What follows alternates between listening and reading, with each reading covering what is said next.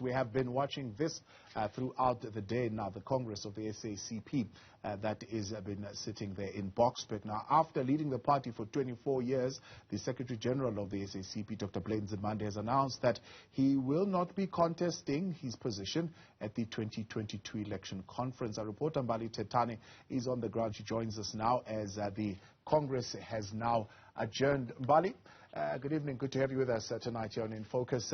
What are some of the conversations or at least addresses that have been delivered at the opening of this Congress?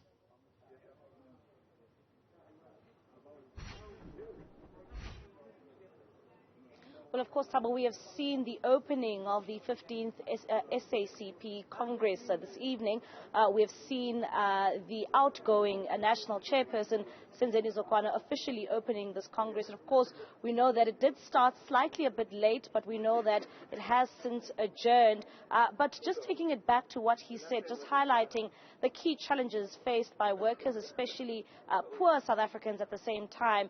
But just to talk to us more about, what characterizes this specific Congress. We are joined by the first Deputy General Secretary of the movement, and he is also the outgoing Deputy Secretary General of this movement, Solema Paila, speaking and listening a bit earlier on to the opening address of this Congress. We saw Nzimande talking stern when it comes to the issues and challenges facing the people of this country, the likes of load shedding, energy crisis, but quite importantly, tackling the issue around a very high unemployment rate. I'm sure this is something that the SACP will be spending a lot of time speaking about. Yeah, thank you very much. Our national chair was right. This Congress will pay special attention to the problems facing South Africa today, particularly the working class, the problems of electricity, the totality of energy, high inflation rate in petrol, transportation, food. It has made it now impossible for the working people to try and survive. It's just too difficult, and that's when we are now calling on elected representatives, the governments, to show that they represent the people, to come on board and respond to this, because the capitalist system, which has created this misery that the people are facing, is not taking any responsibility. And I think our chairperson was also able to highlight that they are not accountable to anyone.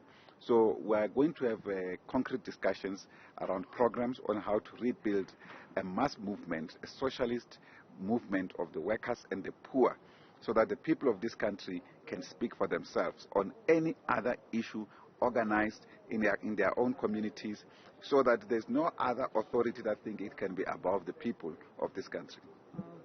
While we do talk about these challenges, especially looking at the issue around a very high unemployment rate, it is now coupled with the fact that we see inflation rising, but at the same time, Soli, we are seeing the issue around, an energy crisis that not only affects the working class, but affects everyone in South Africa, especially hampering mostly the poor South Africans.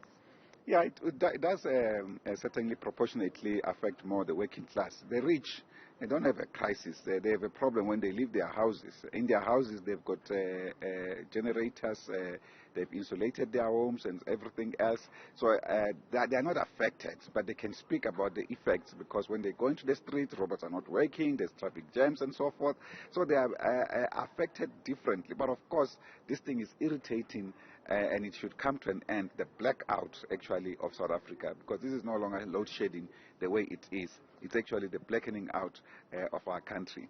So it's a serious problem, because the people, the working class, survive out of their jobs, and jobs are now being affected by this continuous and ending blackouts. In my township, for instance, in Thokoza, if it goes at 6 o'clock, it doesn't come back until the following day. In some parts of Soweto, it goes for 5 days. So the working class have been receiving proportionately the higher impact of this current load shedding in the country. And of course, the rate of unemployment in our country has not been helpful for the working class to try and survive, because even the assistance that government was trying to give to the working people has been literally wiped off by this rising inflation, caused again by the capitalist bosses, including their Western monopolies in Europe and the USA, who have now decided to respond to provoke Russia in their expansion in Eastern Europe. And when Russia responded, they decided to impose sanctions. And those sanctions, as you can see, they are now impacting more on Europe and the US than actually on Russia itself. In fact, we've even seen recently records showing that the Russian ruble is even more stronger than is getting stronger as against the American dollar. It's a consequence of the fact that we in the South, the poor countries, the developing countries, suffer the consequences of decisions of the rich nations. And this was said, but we need our independence. That's why this Congress will be debating this matter so that we can have solutions for the people of our country. All right, Sole, and just my last question to you. We've seen Mbali Nzimande, the General Secretary of your movement, saying that he's not available to serve another term. Your name has also been touted. Should you be nominated? Many people here are saying that you're the man to take over. Should you be nominated, will you or are you going to be accepting that nomination? I've not yet been nominated. That's where the problem is. So I can't speculate on that. We'll wait to hear what provinces and structures of our party are saying. If they do make that nomination, I'll respond accordingly. But are you ready to serve again? Well, look, I've been here for quite some time, serving. They have given me the mandate. They will decide. If they want me to rest, I will rest. If they want me to continue in whatever capacity, I will honor that. And in itself, it's an honor to lead a movement of this caliber. South African Communist Party, a movement for socialism. There is achievement of humanity, not this misery that we live in today of capitalism that is imposed on the world that is so rich. I mean, what is destroyed every single day in the U.S. stock exchange and European stock exchange, it can resolve world hunger tomorrow. But we still suffer precisely because the resources of the world are lampooned in those countries of the so-called First World, Europe and America in the main. All right, thank you very much. Of course, that is the first Deputy General Secretary of course, the SACP, saying that should he be nominated, well, he hasn't been nominated so far, but he's grateful for all the terms that he has served, especially here on the SACP. But of course, we know that it is a 4-day Congress. It has adjourned for today. It will indeed be back tomorrow. We know that they were not able to go through their messages of support, so we will be expecting that to be dealt with tomorrow. Delays, Mbali, when do we expect that the nominations will take place?